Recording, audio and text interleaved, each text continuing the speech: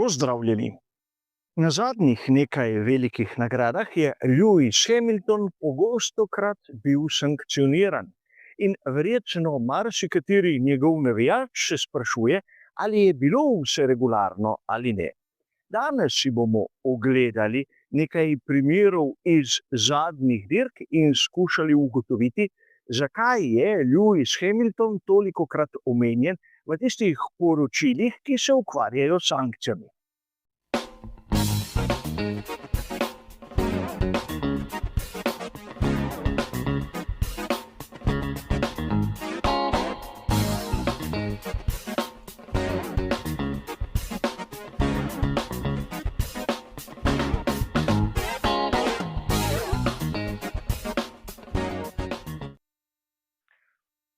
Na zadnjih nekaj velikih nagradah smo lahko opazili, da je bil Lewis Hamilton lahko kaznovan tudi dvakrat na dirko.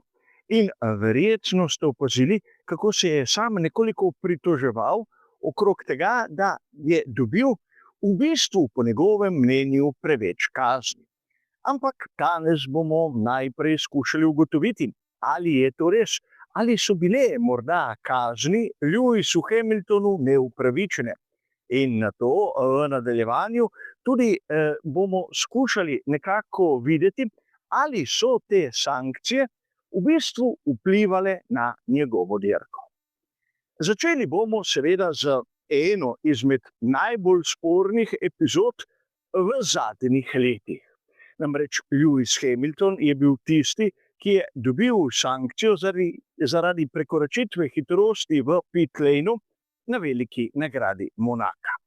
Treba je tu poudariti, da ni bil edini.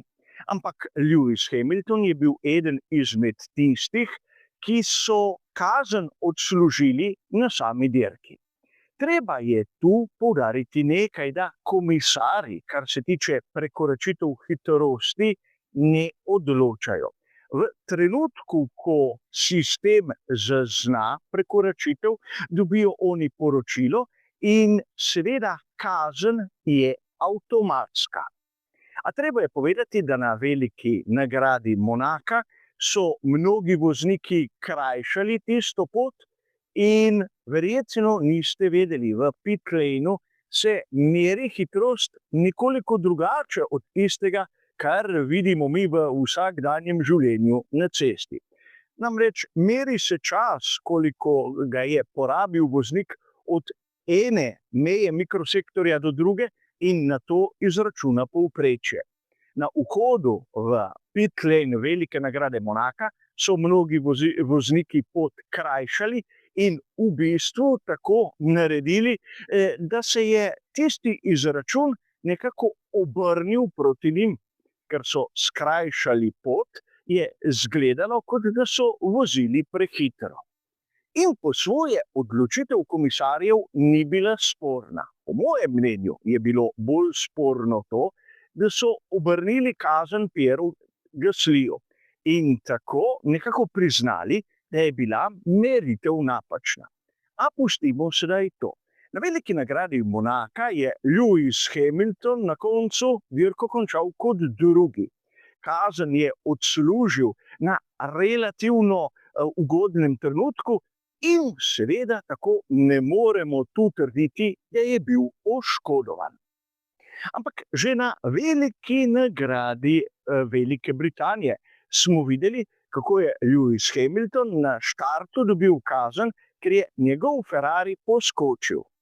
Premik po poročilih 42 mm. In čeprav bi lahko marsikdo dejal, da je to sorazmerno malo, da nima vpliva, da praktično Hamilton ni dobil prednosti, je zopet sistem tisti, ki je zaznal ta premik in seveda komisarji tu niso imeli absolutno nobene izbire. Hamiltona so morali kaznovati in Hamilton je tisti, ki je napravil napako. A ne smemo pozabiti, na isti veliki nagradi je Lewis Hamilton dobil opozorilo. Opozorilo, ker ni dovolj zmanjšal hitrosti ob rumeni zastavi. In zakaj tu ni bil kaznovan? ker je praktično ob vhodu v tisti mikrosektor imel zeleno zastavo in je bila rumena izobešena praktično v trenutku, ko je šel mimo. In seveda dali so mu najmanjšo možno kazen. Prekršek je bil, razsodniki so bili strogi, ampak kazen je bila mila in ni vplivala na končni rezultat. In nekateri bi lahko dejali tu, da pravzaprav je bila kazen za prekršek, ki ga je storil Lewis Hamilton, praktično nična. A gremo na veliko nagrado Belgije. Tu verjetno se še vsi vi spomnite, da smo razpravljali o tem, ali je bila kazen Lewisu Hamiltonu na začetku tiste dirke upravičena ali ne. Naj vas nekako spomnim. Na samem začetku je bil George Russell tisti, ki je imel težave z električno-hibridnim delom svojega Mercedesa. Izgubil je kar nekaj pozicij in na začetku prvega kroga je skušal nadoknaditi, kar se je dalo. Lewis Hamilton se je znašel v položaju, ko je imel pred seboj že samega Russella, ki je pa bil na njegovi levi strani.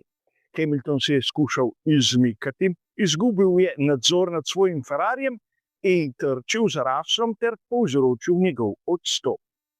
Tu smo predvsem razpravljali glede tega, ali je bila nekako odločitev komisarjev skladna s tistim, kar so nato podelili njegovemu moštvenemu kolegu Charlesu Leclercu.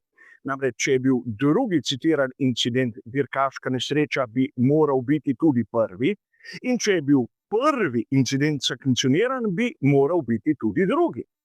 Če se spomnite, v našem zadnjem komentarju novic smo govorili o tem, da so praktično ugotovili, kako so se komisarji zmotili pri drugem incidentu in ne pri prvem.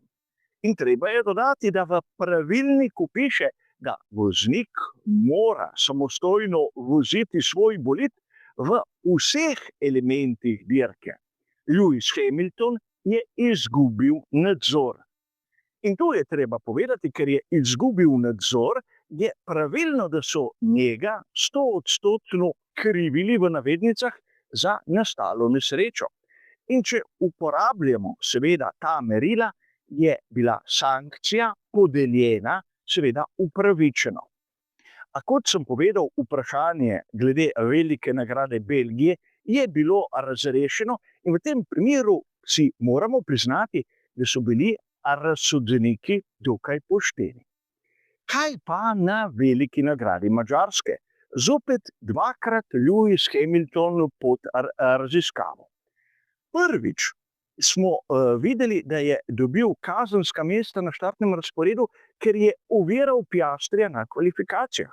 Zopet njegova krivda, čeprav ga pri Ferrariju niso opozorili, da prihaja hitrejši voznik od zadaj. In to bi lahko dejali, saj ni bil Lewis Hamilton kriv, ampak zopet smo tam, on mora bolid voziti samostojno, brez tuje pomoči.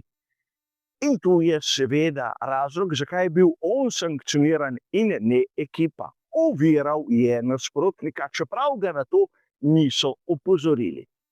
In druga sankcija je spet prekoračitev tiste omejitve hitrosti v pit laneu. Zopet za desetinko kilometra na uro, ampak sistem je zadevo zaznal. In čeprav je tu treba povedati, da je sam Lewis Hamilton limitator izklopil prezgodaj, je se zadeva obrnila tako, da je moral Antonellija tako ali drugače spustiti naprej. In poleg tega je dobil še 5 sekund pribitka. In tudi v tem primeru ne moremo nekako dejati, da so bili komisarji prestrogi ali pa nastrojeni proti Lewisu Hamiltonu. In tu seveda sedaj moramo se za trenutek ustaviti in razmisliti, zakaj sploh Lewis Hamilton je tolikokrat vpleten v razne raziskave, v razne disciplinske postopke. Po mojem mnenju enostavno zato, ker ves čas vozi na meji. želi si doseči najboljši možni rezultat, želi si zmagati in zato je prisiljen tvegati. In seveda, ko tvega, mnogokrat mu uspe, ampak kot smo videli, mnogokrat tudi ne. Zato je očitno, da je Lewis Hamilton tisti, ki v zadnjih dirkah je bil mnogokrat sankcioniran. Ne zato, ker ne bi znal voziti ali pa ker bi ga nekdo imel na piki, temveč enostavno zato, ker s Ferrarijem, ukolikor si želi premagati Mercedesa, mora tvegati, mora voziti na meji, mora iti čez tisto, kar bi drugače lahko počel, ukolikor bi imel, recimo temu, superiorni bolid. In tu verjetno sedaj vidimo, da Lewis Hamilton ni napravil nič takega, kar ne bi storil, na primer, kdo drug. Le zato, ker je znan, se ga nekako postavlja v pozicijo, kot da je on tisti, nad katerim se nekako komisarji izživljajo, kar pa še zdaleč ni res. Vsaj do tega trenutka nismo dobili niti enega primera, kjer bi bila odločitev naperjena nalašč proti Hamiltonu. Težava je, na primer, da v Belgiji so bili preveč popustljivi do Leclerca. Ne smemo pozabiti, da v Monaku konec koncev ni imel velike škode pri tistem pribitku 5 sekund, Antonellija ne bi prehitel, ampak ni bil edini, ki je bil tako sankcioniran.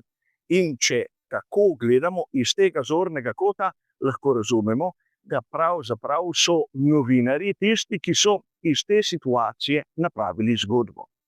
A toliko o tem. Hvala za vašo pozornost in nasvidenje.